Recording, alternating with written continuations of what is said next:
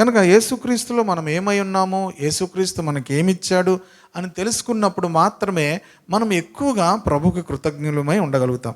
చాలాసార్లు భౌతికంగా ఉన్నటువంటి వాటి విషయాల గురించే మనం అనుకుంటాం. ఇవి కాదు, ఈ భౌతికంగా ఉన్నవి వస్తాయి, తర్వాత పోతాయి, ఉంటాయి, ఉండకపోతాయి. భౌతికమైన వాటిని కాదు, అసలు క్రీస్తులో ఉన్నటువంటి ఐశ్వర్యము ఏంటి, యేసుక్రీస్తులో ఉన్నటువంటి వారి యొక్క గొప్పతనం ఏంటి అనేది 3 అధ్యాయాల్లో కూడా మనకు కనిపిస్తుంది. ఈరోజు కొన్ని వచనాలు మనం చూద్దాం. ఎట్లనగా తన ప్రియుని యందు తను ఉచితముగా మనకు అనుగ్రహించిన తన కృపా మహిమకు కీర్తి కలుగునట్లు. ఎట్లనగా తన ప్రియుని యందు, అంటే ప్రియుడు ఎవరంటే యేసుక్రీస్తు ప్రభు. యేసుక్రీస్తు ప్రభు వారు బాప్తిసం తీసుకున్న వెంటనే పరలోకం నుంచి ఒక శబ్దము వచ్చింది. ఏంటా శబ్దము? ఈయన నా ప్రియ కుమారుడు, ఈయన యందు నేను. గనక యేసుక్రీస్తు దేవుని యొక్క ప్రియ కుమారుడు. ఆ ప్రియుని యందు తను ఉచితముగా మనకు అనుగ్రహించిన, దేవుడు మనకు అనుగ్రహించినవన్నీ కూడా ఉచితంగా ఇస్తాడు. ఆత్మ సంబంధమైనవన్నీ కూడా ఉచితంగా ఇస్తాడు. ఎందుకు ఉచితంగా ఇస్తాడు చెప్పండి? వాటిని మనం కొనుక్కోలేము. కనుక వాటిని మనం కొనుక్కోలేము, వాటికి మనం ఏమీ కూడా చేయలేము. ఆత్మ సంబంధమైన వాటిని మనము ఏమిచ్చి కూడా పొందుకోలేము. కనుకనే దేవుడు తన కుమారుడైనటువంటి యేసుక్రీస్తు ద్వారా ఉచితంగా ఇచ్చాడు.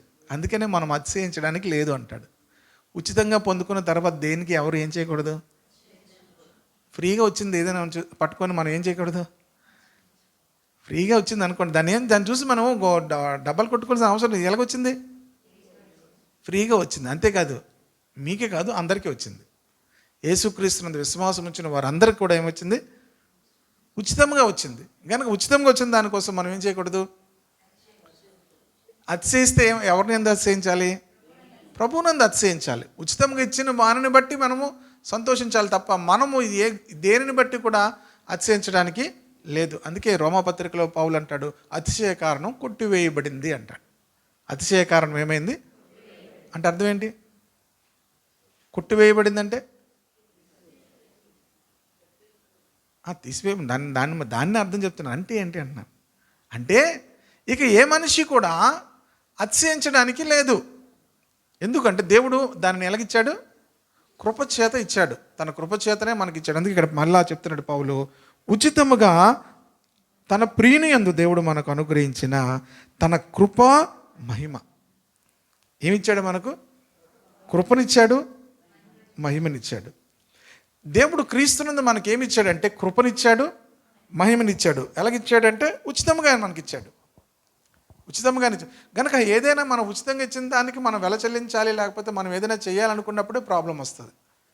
కనుక ఉచితంగా దేవుడు మనకు అనుగ్రహించాడు. ఏమిచ్చాడంటే తన కృప మహిమ. దేవుడు మనకేమిచ్చాడు? కృపను మహిమను ఇచ్చాడు. కృపనిచ్చాడు. రెండోది మహిమ. ఎలా వచ్చింది మనకి? 21వ కీర్తనలో 5వ వచనం చూడండి.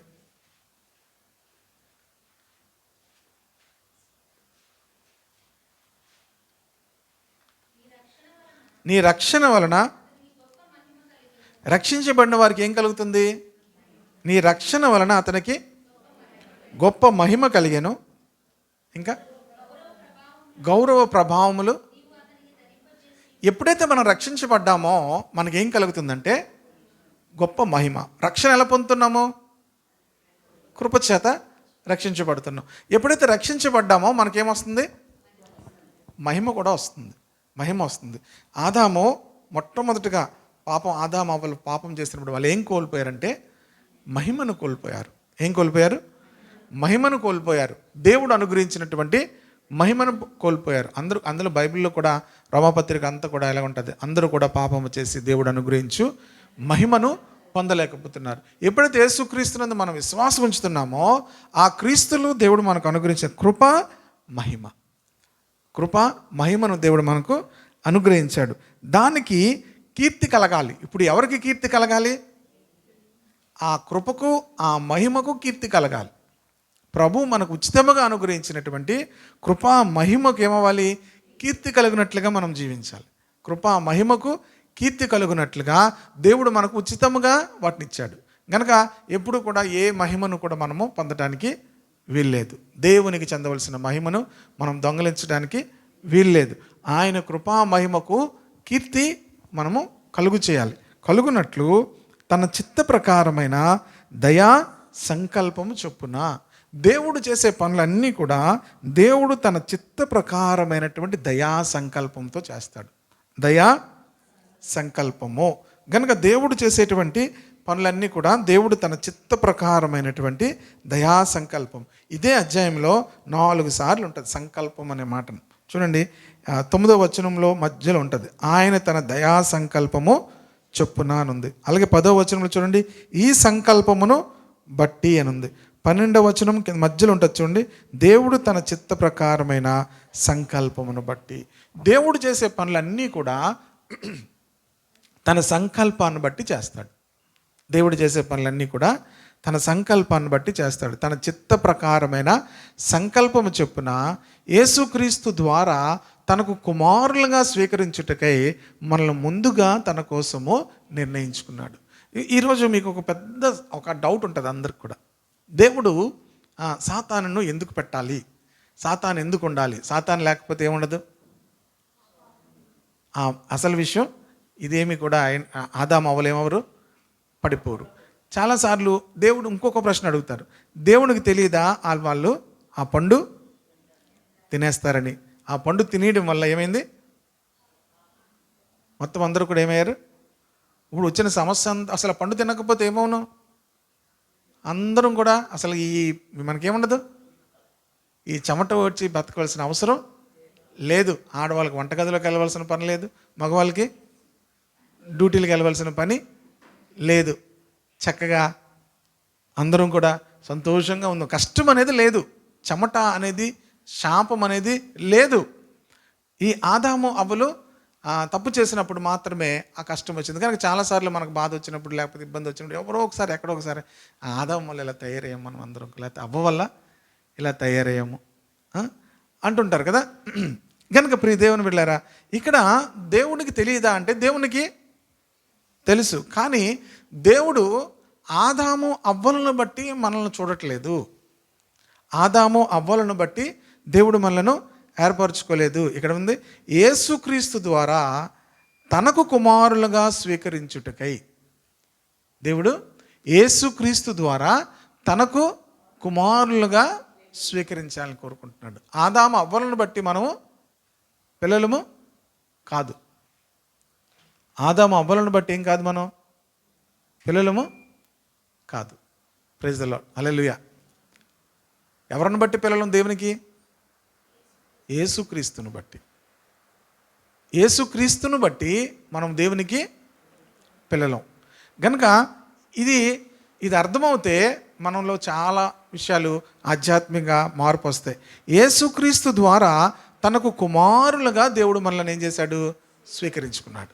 హల్లెలూయా. కనుకనే ఆయనకి సాతానుడు పాడు చేస్తాడని తెలుసు.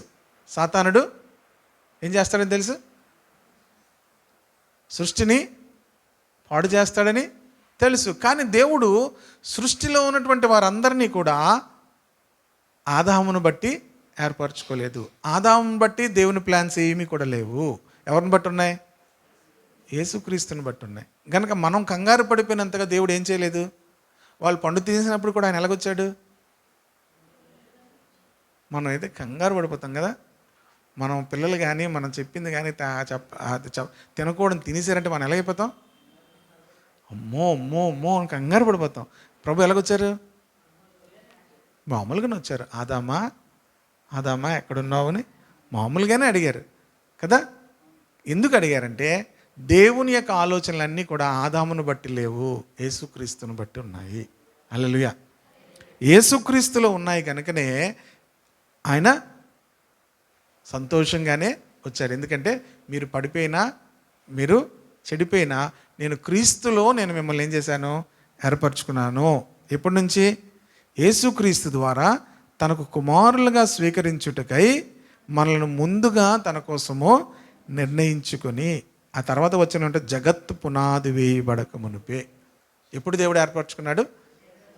జగత్తు పునాది వేయబడక మునిపే. అసలు దేవుడు మానవుణ్ణి ఎందుకు తయారు చేశాడు అసలు అనుకుంటాం మనం. మానవుని ఉద్దేశం ఏంటి అసలు? మానవుడు భూమి మీద ఉండడానికి గల కారణం ఏంటి? సాతానుడు మనల్ని పాడు చేసాం అదే ఒకటే మనకు తెలుసు. కానీ అసలు మానవుడిని దేవుడు భూమి మీద ఉంచినది సాతానును మనం తల చెత కొట్టాలని. హల్లెలూయా. మానవుడు చేయక మునిపే సాతానుడు ఏమయ్యాడు? భూమి మీదకి త్రోయబడ్డాడు. సాతానుడు త్రోయబడ్డాడు. మానవుడిని దేవుడు భూమి మీద ఎందుకు సృష్టించాడంటే సాతానుని, అందుకన్నాడు సాతాను మనము శీఘ్రముగా మనం వాడి యొక్క సమాధానకర్త యొక్క దేవుడు మీ కాళ్ళ కింద సాతానును చితక త్రొక్కించును. మనిషి యొక్క పని ఏంటంటే, మీకు ఇంకప్పుడు మీరు కోపండి చెప్తాను. సాతానుడు ఎవరిని పడేశాడు? అవన్ పడేశాడు కదా. అవన్ పడేశాడు కదా. మీరు కోపడకూడదు. యాక్చువల్గా దేవుడు ఈ స్త్రీలకి ఎంత శక్తినిచ్చాడంటే సాతానును చితక్కొట్టేంత శక్తినిచ్చాడు. వీళ్ళు కంట్రోల్ అంతా మగోళ్ళు కంట్రోల్ చేస్తారు తప్ప, అందుకే అన్నాను మీరు ఫెయిల్ అవ్వకూడదండి. ఈ స్త్రీలకు ఉన్నటువంటి శక్తి అంతా కూడా మగోళ్ళని ఎలా కంట్రోల్ చేయాలా అనేటువంటి ఆలోచనతో ఉంటారు తప్ప, అసలు దేవుడు వాళ్ళకి గొప్ప శక్తినిచ్చాడు. ఎవరిని? సాతానుని చితక్కొట్టే శక్తి ఇచ్చాడు వాళ్ళకి. హల్లెలూయా. అర్థమవుతుంది కదా. సాతానును చితక్కు కొట్టేంత శక్తినిచ్చాడు వాళ్ళకి, చాలా అధికారం ఇచ్చాడు. వీళ్ళు ఈ పనంతా మానేసి మగవాళ్ళని ఎలా కంట్రోల్ చేయాలా అనేటువంటి డిప్లొమా చేసి మళ్ళీ సూచనలు సలహాలతో తీసుకొని ఈ పనిలో ఉంటారు. యాక్చువల్గా మన అందరి పని ఏంటంటే సాతానును చితక తొక్కాలి, సాతానును ఓడించాలి. అది మన పని. అర్థమవుతుంది కదా. కనుక దేవుడు మానవుడిని అందుకోసం సృష్టించాడు. కానీ సాతాను చేతిలో మానవుడు ఏమైపోయాడు? ఓడిపోయాడు. కనుకనే యేసుక్రీస్తు వచ్చి సాతాను తలను ఏం చేశాడు? చితగా త్రొక్కాడు. కనుక దేవుని బిడ్డలారా, దేవుడు ఇంకనూ ఆ అధికారం యేసుక్రీస్తులో దేవుడు మనకు అనుగ్రహించాడు. కనుక మన దేవుని యొక్క సంకల్పం ఏంటి, దేవుని యొక్క ఉద్దేశం ఏంటి? సాతానును మనము త్రొక్కాలి, సాతానును మనం ఓడించాలి. అంతేకాదు దేవునికి మనము యేసుక్రీస్తు ద్వారా తనకు కుమారులుగా మనల్ని ఏం చేశాడు? స్వీకరించాడు. మనల్ని ముందుగా తన కోసం నిర్ణయించుకున్నాడు. ఎప్పుడంటే జగత్తు పునాది వేయబడక మునిపే. కనుక ఎఫెసీయులకు చాలా అద్భుతమైన విషయాలు చెప్పాడు. ఇంత జ్ఞానం, ఇంత ఆలోచన క్రైస్తవులంగా మనం అంత ఎదగం. మాకు ఏం కావాలి? మాకంటే పాలు పెక్క పెట్టేస్తే పాలు తాగేసి వెళ్ళిపోతాము. బిస్కెట్లు ఇచ్చేస్తే, కుక్క పిల్లలకి ఏమిస్తే సంతోషమైపోతే 2 బిస్కెట్లు వేసేస్తే సరిపోద్ది. కాదు, దేవుని యొక్క ఉద్దేశం చాలా ఉన్నతముగా ఉంది. అందుకే ఎఫెసీ పత్రికలోనే మనం ఎవరితో పోరాడుతున్నాం అనే విషయాన్ని కూడా రాశాడు. అందుకే ఎఫెసీ పత్రిక చాలా ప్రాముఖ్యమైందని చెప్పాం. కనుక ఇక్కడ యేసుక్రీస్తు ద్వారా దేవుడు మనలను ఏర్పరచుకున్నాడు. అలాగే ఎలా ఏర్పరచుకున్నాడంటే మనము తన ఎదుట పరిశుద్ధులమును నిర్దోషులమై ఉండవాలండి. ఎలా ఉంటున్నాము పరిశుద్ధులము నిర్దోషులముగా? యేసుక్రీస్తుని బట్టి ఉంటున్నాం. మీరు దేవుని ఎదుట పరిశుద్ధులుగా నిర్దోషులుగా ఎలా కనబడుతున్నారు? యేసుక్రీస్తుని బట్టి కనిపిస్తున్నారు. ఇది కొంచెం అర్థం అవడం కొంచెం కష్టమే. మనం దేవుని ఎదుట పరిశుద్ధులుగా నిర్దోషులంగా ఎలా కనబడతాం? యేసుక్రీస్తుని బట్టి మాత్రమే మనము కనబడుతున్నాం. చూడండి, పేతురు పత్రిక, 1 పేతురు పత్రిక 1వ అధ్యాయము 19వ వచనం. అమూల్యమైన రక్తము చేత అనగా నిర్దోషమును నిష్కలంకమునగు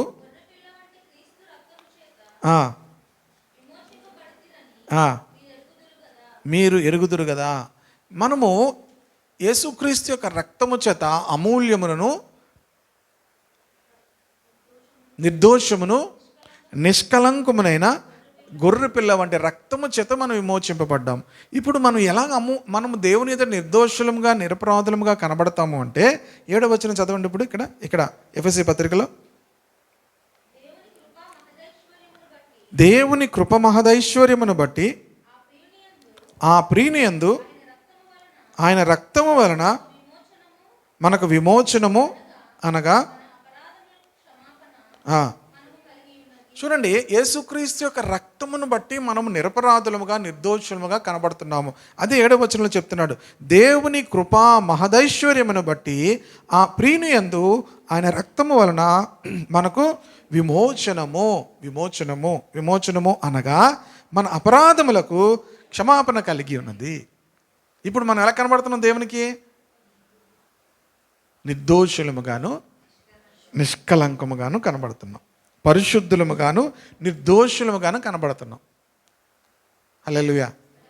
దేవుడు మనల్ని చూస్తున్నప్పుడు ఎవరిని బట్టి చూస్తాడు? తన ప్రియుని యందు ఆయన రక్తము వలన మనల్ని చూస్తాడు. మీరు మనమేమనుకుంటాం? మనల్ని మనమే చూపించుకోవాలనుకుంటాం. మనమే చూపించుకుంటే నెత్తి మీద ఒకటి వేస్తాడు సాతాను. ఏం చేస్తాడు? అందుకే మనల్ని మనం చూపించుకోకూడదు. మనం ఎవరిని బట్టి చూపించుకోవాలి? యేసుక్రీస్తుని బట్టి. యేసుక్రీస్తుని బట్టి. కనుక యేసుక్రీస్తుని బట్టి మాత్రమే మన యొక్క దేవుని ఎదుట మనము నిర్దోషులముగా పరిశుద్ధులముగా మనం కనబడుతున్నాము. ఎలాగంటే ఆయన రక్తము వలన. హల్లెలూయా. ప్రభు యొక్క రక్తము వలన మనం నిర్దోషులముగా కనబడుతున్నాము. ప్రభు యొక్క రక్తము వలన అంటే అనాది కాలంలోనే దేవుడు తన కుమారుడు సిలువ వేయబడాలని నిర్ణయించాడు. హల్లెలూయా. ఎందుకు? మానవులు ఏమవుతారు? పడిపోతారని తెలుసు కానీ దేవునితో తన కుమారుడు ముందుగానే చెప్పాడు. అందుకే గ్రంథపు చుట్టలో నా గురించి రాయబడిన ప్రకారం నేను వచ్చాను అంటది. గ్రంథపు చుట్టలో నా గురించి రాయబడిన ప్రకారం నేను వచ్చానంటే ముందుగానే రాయబడింది. బైబిల్ అంతా కూడా ఏమైంది? ముందుగానే రాయబడింది కదా. రాయబడినప్పుడు యేసుక్రీస్తు గురించి ముందే రాసింది. రాయబడిన ప్రకారం నేను, గ్రంథపు చుట్టలో రాయబడిన ప్రకారముగా నేను వచ్చి ఉన్నాను. ఎక్కడుంది అది? చూసారు ఎప్పుడైనా అది మాట? కీర్తనలోనే ఉంటుంది. 40వ కీర్తన అనుకుంటాను, చూడండి. ఎబ్రీ పత్రికలో కూడా ఇదే మాట మనకి 10వ అధ్యాయంలో కనిపిస్తుంది. ఎబ్రీ పత్రికలో ఉన్నటువంటి ఆ మాట ఎక్కడి నుంచి తీయబడిందంటే 40వ అధ్యాయంలో ఈ మాట ఉంటుంది. 7వ వచనం చూడండి. 6 నుంచి కూడా చూడొచ్చు. బలులనైనను నైవేద్యములనైనను నీవు కోరుటలేదు, నీవు నాకు చెవులు నిర్మించి ఉన్నావు,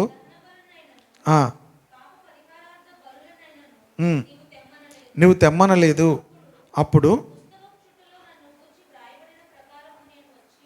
పుస్తకపు చుట్టలో నన్ను గూర్చి రాయబడిన ప్రకారము అంటే ముందుగానే యేసుక్రీస్తు వెళ్ళాలని ఏమైంది? రాయబడి ఉంది. అదే మాటను హెబ్రీ గ్రంథకర్త 10వ అధ్యాయం 7వ వచనంలో రాశాడు, చూడండి. అప్పుడు నేను గ్రంథపు చుట్టలో నన్ను గూర్చి వ్రాయబడిన ప్రకారము దేవా నీ చిత్తము నెరవేర్చుటకు ఇదిగో నేను వచ్చి ఉన్నానంటిని. హెబ్రీ పత్రిక 10వ అధ్యాయము 7వ వచనం. అప్పుడు నేను గ్రంథపు చుట్టలో నన్ను గూర్చి వ్రాయబడిన ప్రకారము దేవా నీ చిత్తము నెరవేర్చుటకు నేను వచ్చి ఉన్నాను. 10వ వచనం చూడండి. యేసుక్రీస్తు శరీరము ఒక్కసారి అర్పింపబడుట చేత ఆ చిత్తమును బట్టి మనము పరిశుద్ధపరచబడి ఉన్నాము. హల్లెలూయా. అర్థమైందా మీకు? అర్థమైందా లేదా? అటు చెప్పట్లేదు, ఇటు చెప్పట్లేదు. అర్థమైందా? యేసుక్రీస్తును బట్టి మనము పరిశుద్ధపరచబడ్డాము. యేసుక్రీస్తును బట్టి మనం నిర్దోషులంగా చేయబడ్డాము. కనుక మన మనుషులు పాపం చేస్తారని దేవునికి తెలుసు, సాతానుతో పడిపోతారని తెలుసు. అయితే ముందుగానే గ్రంథపు చుట్టలో యేసుక్రీస్తు వెళ్ళాలి, వారి కోసం ప్రాణం పెట్టాలి అని ముందుగానే రాయబడింది. ఎప్పుడు? జగత్తు పునాది వేయబడక మునిపే. Praise the lord. జగత్తు పునాది వేయబడక మునిపే యేసుక్రీస్తుని గురించి రాయబడింది. ఆయన సిలువ వేయబడాలి అని. ఆయన వచ్చి సిలువ వేయబడి ఆయన మనందరి కోసం కూడా రక్తము కార్చిన తర్వాత మనం ఏమయ్యామంటే పరిశుద్ధపరచబడ్డాము. ఎప్పుడైతే యేసుక్రీస్తునందు విశ్వాసం ఉంచుతామో, రక్షించబడతామో, మనకి ఏం దొరుకుతుందంటే మహిమ దొరుకుతుంది. నీ రక్షణ వలన అతనికి గొప్ప మహిమ కలిగెను, గొప్ప మహిమ కలిగెను. ఎప్పుడైతే మనం రక్షించబడతామో మరలా గొప్ప మహిమ మన ముఖాలు అలాగే ఉంటాయి. మన ముఖాలు మనం చూసుకుంటే ఎలాగుంటాయి? అలాగే ఉంటాయి. కానీ పరలోకం మనల్ని చూసినప్పుడు మన ముఖాల్లో గొప్ప మహిమను చూస్తారు. ప్రైజ్ ద లార్డ్, హల్లెలూయా. 7వ వచనం అయిపోయింది. 8వ వచనం, కనుక ఆయన రక్తం వల్ల మనకు మన అపరాధములకు క్షమాపణ మనకు కలిగి ఉన్నది. Praise the lord. మన అపరాధములకు క్షమాపణ ఎలా కలిగింది? ఆయన రక్తము వలన కలిగింది. కనుక ఎవరికైనా ప్రభు యొక్క నామంలో రక్షణ కలగాలన్నా, క్షమాపణ కలగాలన్నా ఎవరి దగ్గరికి తీసుకెళ్ళాలి? ప్రభు యొక్క రక్తము దగ్గరికి తీసుకెళ్ళాలి. ప్రభు యొక్క రక్తం మనల్ని క్షమిస్తుందని చెప్పాలి. అంతేకాకుండా మనం ఏవేవో చెప్పామనుకోండి, రక్షణకు అవేమి కూడా కారణాలు కావు. ప్రభు యొక్క రక్తం వల్లనే మనకు పాప క్షమాపణ కలుగుతుంది. హల్లెలూయా. ఇది యోహాన్ ఏం చెప్పాడంటే, యోహాన్ రాసిన మొదటి పత్రిక 1వ అధ్యాయం 9వ వచనం కంఠస్థం రావాలి. మన పాపములు మనము ఒప్పుకుని ఎడల ఆయన నమ్మదగిన వాడును నీతిమంతుడు గనక మనలను సమస్తమైన దుర్నీతి నుంచి విడిపించి మనలను పవిత్రులుగా చేస్తాడు. మన పాపములు మనం ఏం చేయాలి? ఒప్పుకోవాలి. కనుక రక్షణ పొందాలంటే మన పాపములు మనం ఏం చేయాలి? ఒప్పుకోవాలి. ఒప్పుకున్నప్పుడు ఆయన రక్తం ఏం చేస్తుంది? 7వ వచనంలో కూడా ఉంటుంది, యేసుక్రీస్తు యొక్క రక్తము మనల్ని ప్రతి పాపం నుంచి కడిగి పవిత్రులుగా చేస్తుంది. కనుక మనము ప్రభువులో సాతానుడు గెలిచాడని సాతానుడు అనుకుంటున్నాడు. సాతానుడు ఎప్పుడు కూడా గెలవలేదు. హల్లెలూయా. గెలిచానని అనుకుంటున్నాడు, కానీ దేవుడు సాతాను కంటే ఎంతో అనంతమైనటువంటి జ్ఞాని. సాతానుడు అలా చేస్తాడని తెలిసే సాతాను కన్నా ముందుగానే యేసుక్రీస్తును దేవుడు నిర్ణయించాడు. యేసుక్రీస్తు రక్తం ద్వారా నా పిల్లలందరూ నేను మరలా కొనుక్కుంటాను, మరలా వారందరూ నేనేం చేస్తాను? పరిశుద్ధపరుస్తానని యేసుక్రీస్తు నందు దేవుడు మనల్ని అందరినీ ఏర్పాటు చేసుకున్నాడు. హల్లెలూయా. మనం అందరం దేనిని బట్టి దేవుడు మనల్ని ఏర్పాటు చేసుకున్నాడు అంటే ఆదాము సంతానం కాదు, మన ఎవరి సంతానం? అందుకే మీరు ఆదాము సంతానం ఎలాగో దేవుని సంతానం కూడా అవ్వాలి అంటాడు కొరింథీ పత్రికలో. మీకు ఒక మాట చెప్తుంటే బోళ్ళు గుర్తొస్తున్నాయి. చూడండి, కొరింథీ పత్రిక 15వ అధ్యాయము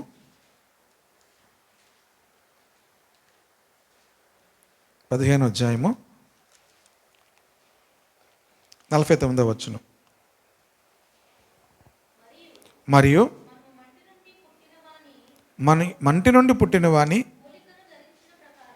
పోలికను ధరించిన ప్రకారము పరలోక సంబంధి పోలికను కూడా ధరింతుము. చూడండి, 47వ వచనం కూడా చదువుతున్నాను. మొదటి మనుష్యుడు భూ సంబంధి అయి మంటి నుండి పుట్టినవాడు. రెండవ మనుష్యుడు అంటే ఎవరు? మొదటి మనుష్యుడు అంటే ఎవరు? ఆదాము. భూ సంబంధి అయి మంటి నుండి పుట్టినవాడు. రెండవ మనుష్యుడు పరలోకం నుండి వచ్చినవాడు. మంటి నుండి పుట్టినవాడు ఎట్టివాడో మంటి నుండి పుట్టిన వారును అట్టివారే. పరలోక సంబంధి ఎట్టివాడో పరలోక సంబంధులను, ఇప్పుడు పరలోక సంబంధి ఎట్టివాడో పరలోక సంబంధులను అట్టివారే అన్నాడు. పరలోక సంబంధి ఎట్టివాడు? ఆయన మహిమ కలిగిన వాడు, ఆయన పరిశుద్ధుడు, ఆయన నీతిమంతుడు. ఆయన సంబంధులు కూడా పరిశుద్ధులు, నీతిమంతులే. గనుక మనం మంటి నుండి పుట్టిన వాని పోలిక ధరించిన ప్రకారము పరలోక సంబంధి పోలికను కూడా ధరింతుము. ఎలాగ మంటి నుండి పుట్టిన వాని పోలిక మనం ధరించామో, ఎలా ధరించాము? ఎలా ధరించారు మంటి నుండి పుట్టిన వాని పోలిక? తల్లిదండ్రులు పుట్టిన వాళ్ళందరూ కూడా ఏం చేస్తారు? తల్లిదండ్రులు పుట్టిన వాళ్ళందరూ మంటి నుండి పుట్టిన వాని పోలికనే. అదేంటి? అందుకే యేసుప్రభు నికోదేముతో ఏం చెప్పాడు? మనం మరలా జన్మించాలి అన్నాడు. పైనుండి జన్మించాలి అని, కొత్తగా జన్మించాలి అంటే ఏంటి? కొత్తగా అనే దగ్గర ఏముంటుందంటే మార్కేసి పైనుండి జన్మించాలి అని ఉంటుంది. ఇప్పుడు పైనుండి పుట్టిన వాడు ఎట్టివాడో పరలోకం సంబంధం ఎట్టివాడో పరలోక సంబంధాలను అట్టివారే. ఇప్పుడు పరలోక సంబంధాలు అవ్వాలంటే ఏం చేయాలి? మనం ప్రభువుని అంగీకరించి ఎప్పుడైతే బాప్తిజం పొందుకుంటున్నామో మనము కూడా ఏమవుతున్నామో పరలోక సంబంధులమే. కనుక యేసుక్రీస్తును బాప్తిజం తీసుకున్న వారందరూ కూడా యేసుక్రీస్తును ధరించుకొని ఉన్నారు అంటాడు. ఎవరు? గలతీ పత్రికలో ఉంటుంది ఈ మాట. మీకు ఈ మాటలు చూపిస్తే చాలా టైం పట్టేస్తుంది. చూడండి, గలతీ పత్రిక 3వ అధ్యాయము 26-27 వచనాలు. యేసుక్రీస్తునందు మీరందరూ విశ్వాసము వలన దేవుని కుమారులై ఉన్నారు. క్రీస్తులోనికి బాప్తీసం పొందిన మీరందరూ క్రీస్తును ధరించుకొని ఉన్నారు. ఇప్పుడు ఎవరిని ధరించుకొని ఉన్నారు? మనం బట్టలు ధరించాం అనుకుంటాం, కాదు. మనం ఎవరిని ధరించుకున్నాం? క్రీస్తును ధరించుకున్నాం. ఇప్పుడు ఆదాం ఏం కోల్పోయాడు? దేవుడిచ్చినటువంటి ఆ మహిమను కోల్పోయాడు. ఇప్పుడు మనం ఎవరిని ధరించుకున్నాం? ఎప్పుడైతే క్రీస్తులోనికి, యేసుక్రీస్తునందు విశ్వాసం ద్వారా మనం అందరం ఏమై ఉన్నామో? దేవుని కుమారులమై ఉన్నాము. క్రీస్తులోనికి బాప్తీసం పొందిన మీరందరూ క్రీస్తును ధరించుకొని ఉన్నారు. మనకు కనిపించదు అది. సాతానుడికి కనిపిస్తుంది అనమాట. మనం ఎవరు కనబడతారు? మనం ఎవరిని ధరించుకున్నామో అవి కనిపిస్తాయి. మనకి మన ముఖాలే కనబడుతున్నాయి. పరలోకానికి, సాతానికి ఎవరు కనబడతారు? మన మీద ఉన్నటువంటి మనం ఎవరిని ధరించుకున్నామో అందరూ ధరించుకున్నారా? మీరేం చేయడానికి ఏం లేదు ధరించుకోవడానికి. మీరు విశ్వాసం ఉంచి బాప్తీసం తీసుకున్న తర్వాత జరిగే పని అది. దేవుడు చేసేది అది. హల్లెలూయా. ఇది దేవుని వలన కలుగునదే. హల్లెలూయా. ఎవరి వలన కలిగినది? ప్రభా నేను ధరించుకుంటానంటే ఏముండదు. ఎప్పుడైతే యేసుక్రీస్తునందు మనం విశ్వాసం ఉంచి యేసుక్రీస్తు నామములో బాప్తీసం పొందామో, పౌలు అంటున్నాడు, యేసుక్రీస్తులో మీరు విశ్వాసం ఉంచినప్పుడు మీరు ఏమయ్యారు? దేవుని కుమారులై ఉన్నారు. క్రీస్తులోనికి బాప్తీసం పొందిన మీరందరూ క్రీస్తును ధరించుకొని ఉన్నారు. హల్లెలూయా. ఇప్పుడు మనం క్రీస్తుని అందరం కూడా ధరించుకొని ఉన్నాం. ఇవన్నీ పౌలు చెప్తున్నాడు అనమాట. మనకు తెలియదు ఇవన్నీ కూడా. పౌలుకి ఎలా తెలుసు? నేను రాబోయే దినాల్లో చెప్తాను. పౌలుకి ఎలా తెలుసు? మనకెందుకు తెలియదు? పౌలుకి ఎలా తెలిసింది అనే విషయాలు కూడా చెప్తాను. కనుక ప్రియ దేవుని బిడ్డలారా, మనం అందరికీ కూడా దేవుని, మనం క్రీస్తును మనం ఏమో ధరించుకొని ఉన్నాము. కనుక పరలోక సంబంధి ఎట్టివాడో పరలోక సంబంధులు కూడా అట్టివారే. కనుక మంటి నుండి వచ్చిన వాని పోలికను ధరించిన ప్రకారము పరలోక సంబంధి పోలికను కూడా మనం ఏం చేస్తున్నాం? ధరించుకుంటున్నాం. యేసుక్రీస్తునందు విశ్వాసం ఉంచి బాప్తీసం పొందగానే క్రీస్తును మనం ఏం చేస్తున్నాం? ధరించుకుంటున్నాం. హల్లెలూయా. అర్థమవుతుందా క్లియర్గా? మీకు ఇది అర్థమవుతే మీరు చాలా మెచ్యూర్డ్గా అవుతారు. అర్థం అవ్వకపోతే ఎప్పటికి కూడా ఎలాగుంటారు? కొంతమంది ఎంత పెద్ద అయినా ఏం చేస్తారు? నోట్లో వేలు పెట్టుకుంటారు. అలాగే ఉంటుంది అన్నమాట. కనుక అర్థమవుతే మెచ్యూర్ అవుతాం, పరిపూర్ణతలోనికి వస్తాం. 8వ వచనం చదువుతున్నాం. కాలము సంపూర్ణమైనప్పుడు, ఎఫెసీ పత్రిక వచ్చాను నేను. కాలము సంపూర్ణమైనప్పుడు జరగవలసిన ఏర్పాటును బట్టి ఆయన తన దయా సంకల్పం చొప్పున తన చిత్తమును గూర్చిన మర్మము మనకు తెలియచేసి మనకు సంపూర్ణ జ్ఞాన వివేచన కలుగుటకు ఆ కృపను మన ఎడల విస్తరింపచేసను. కాలము సంపూర్ణమైనప్పుడు, ఈ మాట ఇంకో చోట కూడా మనకు తెలుస్తుంది. కాలము సంపూర్ణమైనప్పుడు. ఎప్పుడైనా ఇంకే కొత్త నిబంధనలు ఎప్పుడైనా విన్నారా మాట? క్రిస్మస్ దినాల్లో వింటారు. మీకు ఇంటి ఇచ్చాను ఎక్కడని చెప్తారు. గలతీ పత్రికలో ఉంటుంది చూడండి, 4:4. గలతీ పత్రిక. అయితే కాలము పరిపూర్ణమైనప్పుడు దేవుడు తన కుమారుని పంపాను. కాలము పరిపూర్ణమైనప్పుడు, ఇక్కడ ఏమంటున్నాడు? కాలము సంపూర్ణమైనప్పుడు జరగవలసిన ఏర్పాటును బట్టి ఆయన తన దయా సంకల్పం చొప్పున తన చిత్తమును గూర్చిన మర్మము మనకు తెలియచేసి. దేవుని యొక్క చిత్తం అనేది ఒక మర్మముగా ఎందుకు ఉందంటే, మర్మం అనేది సాతానుకు అర్థం కాదు. దేవుడు ఎందుకు మిస్టరీగా ఉంచాడంటే, మిస్టరీ అనేది ఎవరికి అర్థం కాదు? సాతానుకు అర్థం కాదు. దురదృష్టవశాత్తు విశ్వాసులు కూడా అర్థం కావట్లేదు. ఎందుకు అర్థం కావట్లేదంటే, వారు వాక్యం చదవరు కనుక. విశ్వాసులకు ఎందుకు అర్థం అవ్వట్లేదంటే, వాక్యము చదవరు కనుక వారికి ఏమవట్లేదు? దేవుని యొక్క మర్మము అర్థం అవ్వట్లేదు. మర్మము అంటే మిస్టరీ. ఈ మిస్టరీ అనేది సాతానుకి ఏమవుదు? అర్థము కాలేదు. మీకు అర్థం కాలేదన్న మాట కూడా చూపిస్తాను చూడండి. 1 కొరింథీ పత్రిక. చాలా బాగుంటాయి ఇవన్నీ కూడా, మీరు తెలుసుకుంటే చాలా ఆనందంగా ఉంటుంది. 1 కొరింథీ పత్రిక 2వ అధ్యాయము 7వ వచనం చూడండి. దేవుని జ్ఞానము మర్మమైనట్టుగా బోధించుచున్నాము. ఈ జ్ఞానము మరుగై ఉండెను. దేవుని జ్ఞానము ఏం చేస్తున్నాము? మర్మమైనట్టుగా బోధించుచున్నాము. ఈ జ్ఞానము మరుగై ఉండెను. జగతుత్పత్తికి ముందుగానే దీనిని దేవుడు మన మహిమ నిమిత్తం నియమించెను. కనెక్ట్ అవుతుందా? మీకు అర్థమవుతుందా? ఎప్పుడు? జగతుత్పత్తికి ముందుగానే దీనిని దేవుడు మన మహిమ నిమిత్తము నియమించెను. దేవుడు జగత్ ఉత్పత్తికి ముందుగానే మన మహిమ కొరకు దేవుడు ఏం చేశాడట? నియమించాడు. అది లోకాధికారుల్లో ఎవనికిని తెలియదు. లోకాధికారులు అంటే ఎవరు అనుకున్నారు? మనుషులు కాదు, రోమాధికారులు కాదు. సాతానుకు అది తెలియదు. అది వారికి తెలిసి ఉండిన యెడల మహిమా స్వరూపియగు ప్రభువును సిలువ వేయకపోయి ఉందురు. ఈ జ్ఞానం ఏంటి? మర్మమై ఉన్నది, మిస్టరీ అన్నమాట. ఈ మిస్టరీ ఎవరికి కూడా తెలియదు. అది ఎప్పుడు దేవుడు సృష్టించాడంటే జగత్తుత్పత్తికి ముందుగానే దేవుడు దానిని సృష్టించాడు. నేను ఆ జ్ఞానాన్ని మేము బోధిస్తున్నాము అంటున్నాడు పౌలు. ఆ మర్మాన్ని మేము ఏం చేస్తున్నాము? తెలియచేస్తున్నాము, బోధిస్తున్నాము. అది ఈ లోకాధికారులు ఎవరికి తెలియదు. అది తెలిస్తే వాళ్ళు ఏం చేయరు? సిలువ వేసామంటే మొత్తం అంతా నేను ఓడిపోతానని సాతాను తెలిసింది అనుకో, సిలువ వేయిస్తాడా? ఏమంటాడు?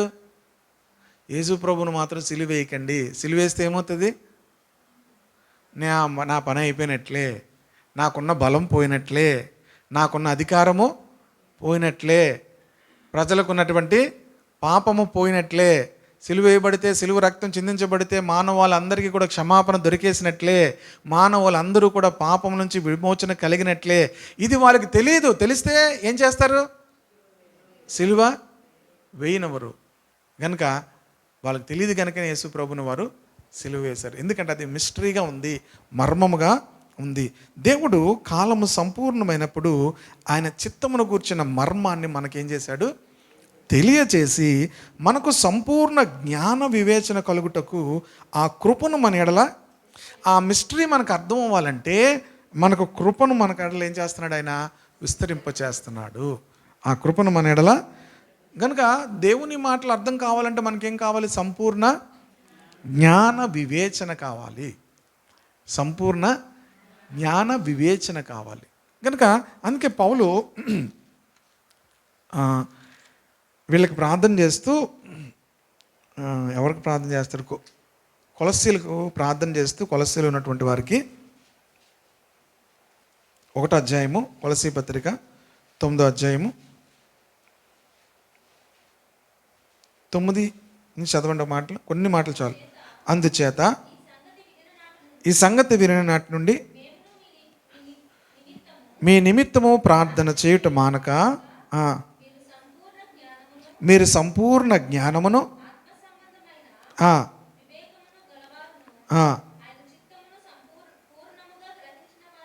ఇక్కడ ఏమని ప్రార్థన చేస్తున్నాడంటే పౌలు, మీరు అంటే చాలా పెద్ద వచనం కనుక నేను అక్కడ ఆపేస్తున్నాను. నేను మీకోసం ప్రార్థన చేస్తున్నాను. ఏమని ప్రార్థన చేస్తున్నానంటే, మీరు సంపూర్ణ జ్ఞానమును ఆత్మ సంబంధమైన వివేకము గలవారే ఆయన చిత్తము గ్రహించాలని మీకోసం ప్రార్థన చేస్తున్నాను అంటున్నాడు. మనం ఏం ప్రార్థన చేస్తాం? సంపూర్ణ జ్ఞానము, ఆత్మ సంబంధమైన వివేకం. ఇక్కడ ఏమంటున్నాడు? ఇక్కడ సంపూర్ణ జ్ఞాన వివేచన మీకు కలగాలని ఆ కృప మీ ఎడల విస్తరింప చేశాను. ఆ కృప మన ఎడల విస్తరింప చేశాను. ఈ కొలస్సీల్లో ఉన్నటువంటి వాళ్ళు ప్రభువుని అంగీకరించిన తర్వాత పౌలు వాళ్ళ కోసం ఏమని ప్రార్థన చేస్తున్నాడంటే, మీకు సంపూర్ణ జ్ఞానమును ఆత్మ సంబంధమైన వివేకము కలిగి దేవుని చిత్తము గ్రహించాలని నేను మీకోసము ప్రార్థన చేస్తున్నాను. ఈ సంగతి విని నాటి నుంచి మీకోసం ప్రార్థన చేస్తున్నాను. కనుక మనం ప్రార్థన చేయవలసింది ఏంటంటే, మనకు సంపూర్ణ జ్ఞానము వివేచన కావాలని ప్రార్థన చేయాలి. మనం ఏం అడుగుతాం దేవుణ్ణి? మన దగ్గర ఒక లిస్ట్ ఉంటుంది, డీమార్ట్ లిస్ట్. డీమార్ట్కి వెళ్ళకముందు ఒక లిస్ట్ ఉంటుంది మనకు కదా. మరి మీకు వస్తుందో లేదు తెలియదు, కానీ నాకు వస్తుంది ఒక లిస్ట్. ఫస్ట్ వీక్ అయిపోగానే డీమార్ట్ లిస్ట్ అన్నమాట. ఇది కావాలి, అది కావాలి, ఇది కావాలి, అవి కావాలి. ఈ లిస్టులతోనే మన ప్రార్థన కూడా ఉంటుంది. మన ప్రార్థన కూడా ఏముంటుంది, ఒక లిస్ట్ ఉంటుంది. ఈ లిస్టుల కోసం కాదు మనం ప్రార్థన చేయవలసింది. మనం ప్రార్థన చేయవలసింది సంపూర్ణ జ్ఞానమును వివేచన కావాలని ప్రార్థించాలి. పౌలు కొలస్సీలకు రాసిన పత్రికలో వాళ్ళ కోసం ఏం ప్రార్థన చేస్తానంటే, వారికి సంపూర్ణ జ్ఞానమును ఆత్మ సంబంధమైన వివేకం వారు పొందుకోవాలని వారి కోసం ప్రార్థన చేస్తాడు. అది పొందుకుంటే దేవుని చిత్తం ఏంటో మీకు తెలుస్తుంది. దేవుని మర్మం ఏంటో మీకు మర్మం తెలియకపోతే మనకేం అర్థం అవ్వదు. సాతానుడు మనల్ని ఓడిస్తాడు. మర్మము తెలిస్తే మనము సాతాను ఓడిస్తాం. హల్లెలూయా.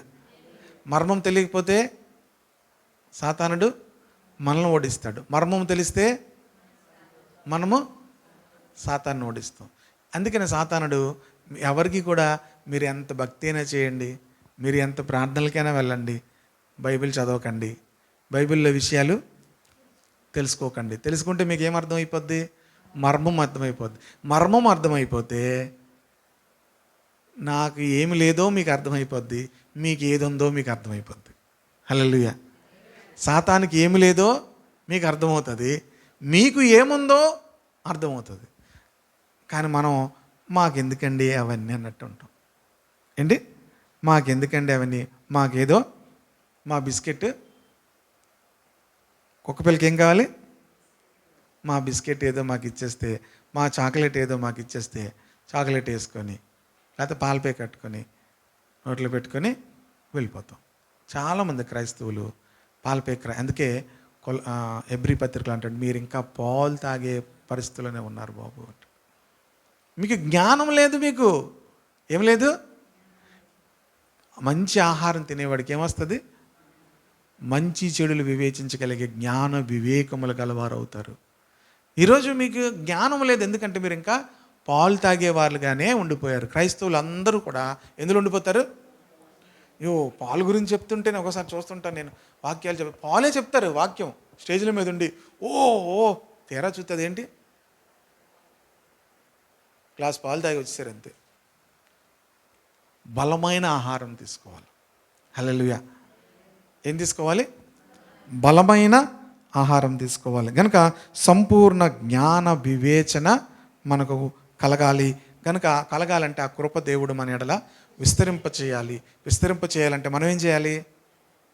పౌలు ప్రార్థించినట్లుగా మనం కూడా కృప ఎప్పుడు విస్తరిస్తుంది?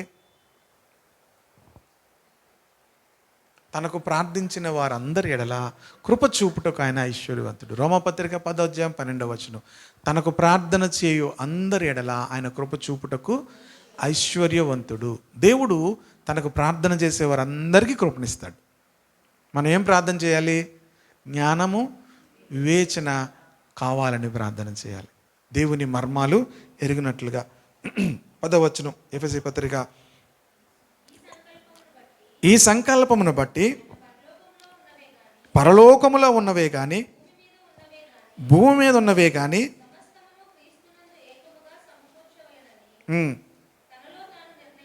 ఇది చాలా ఇంకా ప్రాముఖ్యమైన మాట. పరలోకంలో ఉన్నవే కానీ భూమి మీద ఉన్నవే కానీ సమస్తమును క్రీస్తునందు ఏకముగా సమకూర్చుకోవడం అంటే ఏంటి అర్థం? ఇది బైబిల్ స్టడీ, అందుకే మీరు చెప్పండి. సమకూర్చుకోవడం అంటే ఏంటి?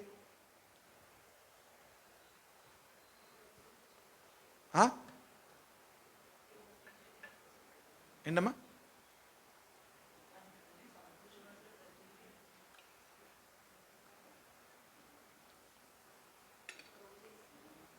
పోగు చేసుకోవడం బాగుంది. అంటే సమకూర్చుకోవడం అంటే ఒక దగ్గరికి తేవడం. అన్నీ ఏమయ్యాయి? చెదిరిపోయాయి. సాతానుడు ఏం చేశాడు? భూమి మీద ఉన్న వాటిని, పరలోకంలో ఉన్న వాటిని కూడా చెడగొట్టాడు. ఇంకా చెప్పాలంటే సాతానుడు ఏం చేశాడంటే, ఎప్పుడైతే మంచి వర్షిప్ లీడర్ సాతానుడు ఎవరు? మంచి వర్షిప్ లీడర్. అందుకే ఇప్పుడు చాలామంది వర్షిప్ లీడర్ సాతాన్లా తయారవుతుంటారు. వాళ్ళ జుత్తులు వాళ్ళు ఏమవుతారు? నిజంగా మీరు ఎజ్కేల్ గ్రంథంలో ఉంటుంది. సాతానుడు ఏంటి? మంచి వర్షిప్ లీడర్ అనమాట. వర్షిప్ లీడర్లకి దగ్గరికి అందరూ ఏం చేస్తుంటారు వెళ్ళి? అందుకే వర్షిప్ లీడర్స్ చాలామంది ఏమో ఫేవరెట్స్ ఉంటారు. సాతాను కూడా బోల్డ్ మంది ఫేవరెట్స్ అయిపోయారు. పరలోకంలో ఏమైపోయారు? బోల్డ్ మంది అభిమానులు అయిపోయారు. ఎంతమంది అభిమానులు అయితే నువ్వు ఆరాధిస్తుంటే ఎలా ఉంటుంది తెలుసా, నువ్వు మ్యూజిక్ ప్లే చేస్తుంటే ఎలా ఉంటుంది తెలుసా, నువ్వు పాట పాడుతుంటే ఎలా ఉంటుందో తెలుసా అంటుంటే సాతానుకు రోజు రోజుకి ఏమవుతుంది? అసలు విషయం అంతా నాలోనే ఉంది కదా అనుకున్నాడు. ఇంకా అసలేంటి, పరలోకం అంతా కూడా దేని బట్టి ఉంది? నా బట్టే ఉంది కదా అనుకున్నాడు. నెమ్మదిగా అసలు ఆయనలో ఏముంది అనుకున్నాడు. తర్వాత లాస్ట్లో ఎవరిలో? ఆయన అలా కూర్చుంటున్నాడు వచ్చి, మిగతాదంతా నేనే కదా లీడ్ చేస్తున్నాను, మిగతాదంతా నేనే కదా చేస్తున్నాను, అసలు నేనే కదా మ్యూజిక్ డైరెక్టర్ని, నేనే కదా కొయర్ డైరెక్టర్ని, నేనే కదా వాయిస్ పాడుతున్నవాడిని, అన్నీ నేనే. దావదూతలు అన్నారు అసలు పరలోకంలో నువ్వే, అసలు లూసిఫర్ అసలు నువ్వే, అసలు పరలోకం నువ్వు లేకపోతే అసలు ఏం లేదు తెలుసా పరలోకంలో అంటే రోజు రోజుకి ఏమవుతున్నాడు? అతిశయపడుతూ అనుకున్నాడు. అసలు ఇంక లాస్ట్కి ఏమనుకున్నాడంటే, ఆయనేంటి సింహాసనం మీద కూర్చునేది, నేను కూడా ఆయనకంటే ఎక్కువ అభిమానులు నాకున్నారు, ఆయనకంటే ఎక్కువగా వెంబడించే వాళ్ళు నాకున్నారు. అసలు దేవుని దగ్గరికి వెళ్ళి మాట్లాడుతున్న దానికన్నా ఎక్కువ ఎవరితో మాట్లాడుతున్నారు? అందరూ నా దగ్గరికి వచ్చే మాట్లాడుతున్నారు. సో నెమ్మదిగా ఏమనుకున్నాడు? నేనే సింహాసనం మీద కూర్చోవాలి అనుకున్నాడట. అప్పుడు సాతానుడు కిందకు త్రోసివేయబడినప్పుడు వాడిని అనుసరించిన వాళ్ళు, వాడిని అభిమానించిన వాళ్ళు కూడా ఏమయ్యారు? తోసివేయబడ్డారు. అంటే పరలోకంలో కూడా ఏమైంది? చెడగొట్టాడు కొన్ని పనులు. భూమి మీదకి వచ్చి ఏం చేశాడు? భూమిని కూడా. అందుకే ఇక్కడ ఏముంది బైబిల్? ఈ సంకల్పమును బట్టి ఆయన పరలోకంలో ఉన్నవే కానీ భూమి మీద ఉన్నవే కానీ సమస్తమును క్రీస్తునందు ఏకముగా సమకూర్చుకునవలనని తనలో తాను నిర్ణయించుకొనెను. అర్థమైందా? యేసుక్రీస్తునందు కేవలము భూమి మీద మన జీవితాలు బాగవడమే కాదు, పరలోకములో ఉన్నవి కూడా దేవుడు ఏం చేస్తున్నాడు? ఆర్డర్లను తెస్తున్నాడు. ఏ సంకల్పము?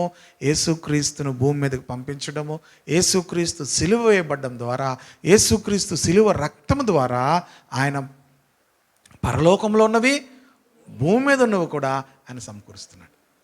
హల్లెలూయా. ఇంకో మాట చూపిస్తాను. ఇలా చూపిస్తే బోల్డ్ లింకులు ఉన్నాయి. ప్రకటన గ్రంథంలో కూడా ఈ మాటలు మనకు కనిపిస్తాయి. కనుక ప్రియ దేవుని బిడ్డలారా, దేవుడు పరలోకంలో ఉన్నవి కూడా ఏం చేశాడు? ఆయన సెట్ చేశాడు. భూమి మీద ఉన్నవి కూడా ఎవరి ద్వారా? యేసుక్రీస్తు ద్వారా సమస్తమును కూడా ఆయన ఏం చేశాడు? సమకూర్చాడు. ఇంత జ్ఞానం మనకి ఎప్పుడైనా ఉందా? ఇంత ఆలోచన ఎప్పుడైనా ఆలోచించామా? ఇది చదువుతూ ఉంటే దేవుడు పరలోకంలో ఉన్నవి కూడా ఏం చేశాడు? సమకూర్చాడు. హల్లెలూయా. యేసుక్రీస్తు సిలువ వేయబడ్డం ద్వారా పరలోకంలో ఉన్న వాటిని, భూమి మీద ఉన్న వాటిని కూడా తిరిగి మరలా ఏం చేశాడు? ఆర్డర్గా తీసుకొచ్చాడు. Praise the lord. మరియు క్రీస్తునందు ముందుగా నిరీక్షించిన మనము తన మహిమకు కీర్తి కలుగు చేయవలనని దేవుడు తన చిత్త ప్రకారమైన సంకల్పం బట్టి మనల్ని ముందుగా నిర్ణయించి ఆయన యందు స్వాస్యముగా ఏర్పరిచెను. ఆయన తన చిత్తానుసారముగా చేసిన నిర్ణయం చొప్పున సమస్త కార్యములను జరిగించున్నాడు. మన పని ఏంటంటే చెప్తున్నాడు, మరియు క్రీస్తునందు ముందుగా నిరీక్షించిన మనము తన మహిమకు. మన పని ఏంటి? మీ పని ఏంటి? తన మహిమకు కీర్తి కలుగు చేయాలి. మానవుని యొక్క ఉద్దేశము, మానవుని పట్ల దేవుని యొక్క ఆలోచన తన మహిమకు కీర్తి కలుగు చేయాలి. నా నిమిత్తము నేను నిర్మించిన నా జనులు నా స్తోత్రమును. యెషయా గ్రంథంలో ఈ మాటను మనం చూస్తాం. ప్రియ దేవుని బిడ్డలారా, దేవుని మాటలు 43:7 అలాగే 43:21. 43:7 ఏముందంటే, నా మహిమ నిమిత్తము నేను సృజించిన వారు. మన ఉద్దేశం ఏంటి? మనం పట్ల దేవుని ఉద్దేశం ఏంటి? ఆయన మహిమకు మనము కీర్తి కలుగు చేయాలి. ఆయన మహిమకు మనం ఏం చేయాలి? మనం ఎందులో ఉండిపోతామంటే, ఆడవాళ్ళు వంటగది, మగవాళ్ళు తర్వాత ఇంకేంటి, ఈ నేను ఎలా కంట్రోల్ చేయాలి, ఈవిడ నేను ఎలా కంట్రోల్ చేయాలి. మనం కంట్రోల్ చేయవలసింది ఈమెను కాదు, మనం కంట్రోల్ చేసింది ఆయన్ని కాదు. మన పని ఏంటి, ఆయన మహిమకు కీర్తి కలుగు చేయాలి. మీ పని ఏంటి, రక్షించబడిన వారి పని. నా మహిమ నిమిత్తము నేను సృజించాను. మనుషులను దేవుడు ఎందుకు సృజించుకున్నాడు? నా మహిమ నిమిత్తం నేను సృజించాను. 21 చదువమ్మా. నా నిమిత్తము నేను నిర్మించిన నా జనులు నా స్తోత్రము ప్రచురము చేస్తారు. నా నిమిత్తము నేను నిర్మించిన నా జనులు ఏం చేస్తారు? నా స్తోత్రమును ప్రచురము చేస్తారు. హల్లెలూయా. గనుక దేవుడు తన కొరకు మనల్ని ఏం చేశాడు? నిర్మించుకున్నాడు. మన పని ఏంటి చూడండి, ఇర్మియా గ్రంథము 13వ అధ్యాయం 11వ వచనం.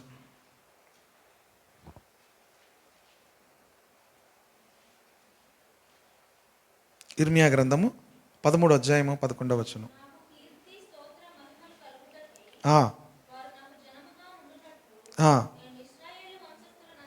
ఇశ్రాయేలు వంశస్థులందరినీ, యోధా వంశస్థులందరినీ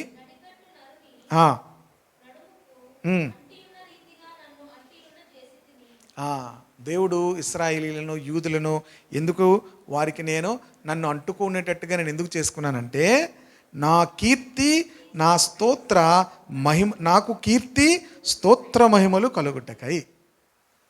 హలో, అర్థమైందా? The purpose for every believers life.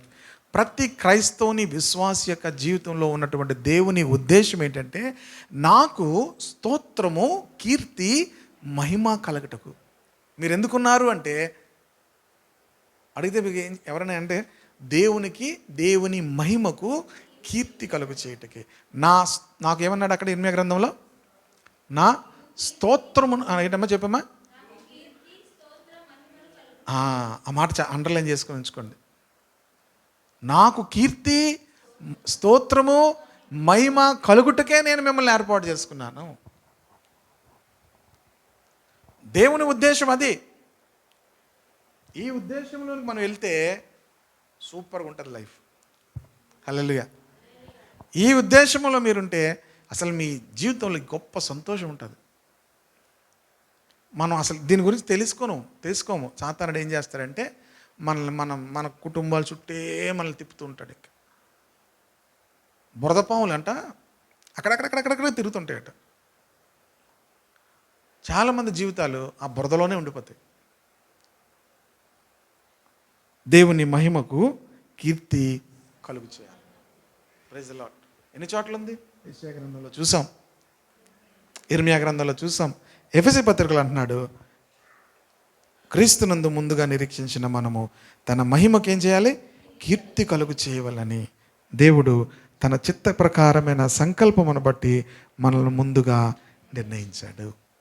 హల్లెలూయా. మనల్ని ముందుగా దేవుడు నిర్ణయించాడు. ఎప్పుడు ముందుగా అంటే, జగత్తు పునాది వేయకుడు నిర్ణయించాడు. ఎందుకొరకు నిర్ణయించుకున్నాడు? ఆయన మహిమకు కీర్తి కలుగు చేయవలనని. నాకు స్తోత్రము, మహిమ, కీర్తి కలుగు చేయవలనని. నా మహిమ నిమిత్తము నేను నిర్మించిన నా జనులు నా స్తోత్రమును ప్రచురము చేస్తారు. కనుక మనము దేవుని మహిమ కొరకు మనము బ్రతకాలి. దేవుని మహిమ కొరకు మనము జీవించాలి. కనుకనే దేవుడు తన సంకల్పము చొప్పున మనల్ని ఏం చేశాడు? దేవుడు ఏర్పాటు చేసుకున్నాడు. హల్లెలూయా. ఈ మాటలు చదువుతుంటే ఎంత సంతోషం ఉంటుంది. క్రీస్తులో మనం ఏమై ఉన్నామో, క్రీస్తులో మనకున్న స్థానం ఏంటి. ఇక నేను ఇంకా ఏం చెప్తే ఇంకా ఎక్కువైపోద్ది అంటే టైం ఎక్కువైపోద్ది. మీకు ఎక్కువైపోవడం కాదు, మీరు నాకు ఇచ్చిన సమయంకే నేను ముగించాలి. అంటే నేను 9 గంటలకు అన్నాను కానీ 9 గంటలకే ముగించాలి. కనుక ప్రియ దేవుని బిడ్డలారా, మనకు క్రీస్తులో ఉన్నటువంటి స్థానం మనకు తెలిస్తే ఎవడేమనుకుంటే నాకెందుకు అనిపిస్తుంది. నాకు ఇది తెలిసిన తర్వాత ఎవడేమనుకుంటే మనకెందుకు, అసలు నా స్థానం ఏంటి?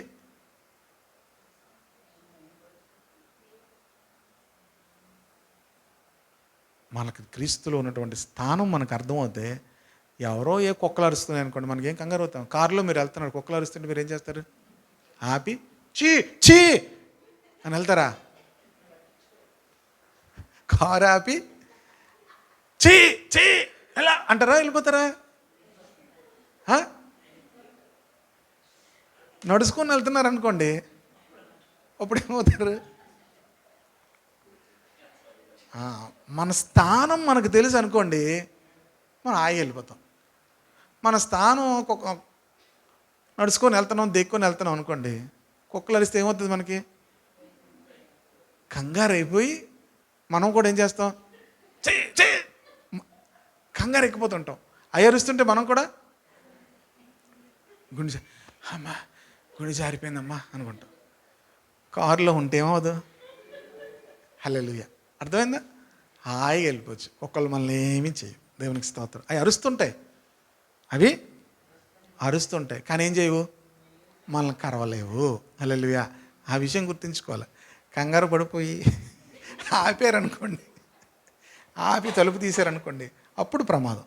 అవి మనల్ని ఏం చేయలేవు. Praise the Lord. హల్లెలూయా. ఇది సాతానుకు తెలుసు కనుకనే మనల్ని ఏం చేస్తాడు? మీది మన కారు కాదు, మనదేంటి? కాలినడకనే వెళ్ళడం అనుకుంటాడు. కాలినడక క్రీస్తులో ఉన్న అత్యధికమైన ఉన్నత స్థానం మనం తెలుసుకోవాలి. హల్లెలూయా. మనల్ని సాతానుడు ముట్టలేని స్థితిని దేవుడు మనకిచ్చాడు. ఆమేన్. అలా కాకుండా మీరు కారు దిగి బయటికి వెళ్తే అప్పుడు ఏమవుతాయి కుక్కలు? అప్పుడు మీరు ఏం చెప్పాలి? ఎందుకు కరిసిందమ్మా అంటే, కారు దిగి వచ్చానండి కరిచేసిందండి. అప్పుడు అందరూ మనల్ని ఏమంటారు? ఫస్ట్ ఏమంటారు చెప్పండి? ఆయన కారులో వెళ్తుంటే నిన్నెందుకు కరిసిందమ్మా అంటే, అది వెనకాల వస్తుందని ఆగానండి, ఆగి కారు తీసానండి, డోర్లు దిగాను, కరిచేసిందంటే మనల్ని ఏమంటారు? ఎవరికి చెప్పిన ఏమంటారు? మరి నీకేం బుద్ధి ఉందా? శుభ్రం కారులో వెళ్ళినప్పుడు పోవచ్చు కదా, అలాగా నువ్వు ఆగడం ఎందుకు? తలుపు తీయడం ఎందుకు? దాంతో కరిపించుకోవడం ఎందుకు? మరలా బొడ్డు చుట్టూ ఇంజక్షన్లు వేయించుకోవడం ఎందుకు? కనుక దేవుడు క్రీస్తులో ఉన్నటువంటి క్షేమ స్థితిని బట్టి దేవుని మనం స్తుతించాలి. హల్లెలూయా. ప్రార్థన చేసుకుందాం. ఇంత లోతుంటో తెలుసా? నేను ఇంకా పైపైన అలా వెళ్ళాను. అంటే ఒక్కదానికి ఇది అన్నిటిలో ఉంటాయి. అవన్నీ చెప్తే ఇంకా అలా ఒకరు. అందుకని నన్ను ఎఫెసీ పత్రిక చాలా ఆలస్యం అవుద్దని చెప్పాను కదా. అందులో అంత నిధులు ఉంటాయి. చిన్న ప్రార్థన చేసుకుందాం. ప్రభులో ఉన్నటువంటి స్థితిని బట్టి దేవునికి స్తోత్రాలు చెల్లిద్దాం. ప్రభా, మాకు క్రీస్తులో ఎంత ఉన్నతమైన స్థితిని ఇచ్చావు ప్రభా, ఎంత ఉన్నతమైన స్థితిని ఇచ్చారు తండ్రి. పరిశుద్ధులముగా నిర్దోషులముగా ఉండడానికి ప్రభా మమ్మల్ని విమోచించినందుకు వందనాలు. యేసుక్రీస్తు రక్తం ద్వారా మాకు విమోచన ఇచ్చారు, నీకు వందనాలు ప్రభా. నాయన, మేము ఈ దినమును ఏర్పాటు చేయబడిన వారం కాము, జగత్తు పునాది వేయబడక మునిపే నీ మమ్మల్ని ఏర్పాటు చేసుకున్నావు ప్రభా. దేవా, సాతానుడు గెలిచాననుకుంటున్నాడు, కాదు ప్రభా.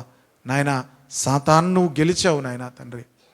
సాతాను గురించి నీకు తెలుసు, ముందుగానే గ్రంథపు చుట్టలో పుస్తకపు చుట్టలో ఉన్నట్టుగా నాయన రాయబడినట్లుగా నువ్వు వచ్చి ఉన్నావు నీ ప్రభా. ఇది నా లేఖనాలు చూసాం ప్రభా. నాయన, సాతానుడు మమ్మల్ని పడేస్తాడని మీకు తెలిసే యేసుక్రీస్తు ద్వారా నీ ప్రియుని యందు మమ్మల్ని ఏర్పాటు చేసుకున్నందుకు వందనాలు ప్రభా. మా జీవితాల యొక్క ఉద్దేశము నీ కృపా మహిమకు కీర్తి కలుగు చేయాలని ప్రభా. నీ మహిమ నిమిత్తం మమ్మల్ని నిర్మించుకున్నారు. దేవానికి స్తోత్రాలు తండ్రి, వందనాలు ప్రభా. స్తోత్రాలు తండ్రి. నా జనులు నాకు మహిమను, స్తోత్రమును, కీర్తిని కలుగు చేయాలని ప్రభా నువ్వు కోరుకుంటున్నావు తండ్రి. ఇదిగో ఈ వాక్యం విన్న వాళ్ళందరూ కూడా నీకు మహిమను, నీకు కీర్తిని, నీకు ఘనతను తెచ్చేవారుగా ఉంచమని ప్రార్థన చేస్తున్నాం. క్రీస్తులో మాకు అనుగ్రహించిన క్షేమం కొరకు, భద్రత కొరకు మరొకసారి స్తోత్రాలు చెల్లిస్తూ ప్రభా, నీ సంకల్పము మేము నీ మర్మములు ఎరుగునట్లుగా సంపూర్ణ జ్ఞానమును, వివేకమును మా అందరికీ దయచేయమని, ఆ కృప మేడలు విస్తరింపచేయమని ప్రార్థిస్తూ యేసు శక్తి గల నామములో ప్రార్థించి మనవులు అడిగి వేడుకుంటున్నాం తండ్రి. ఆమేన్.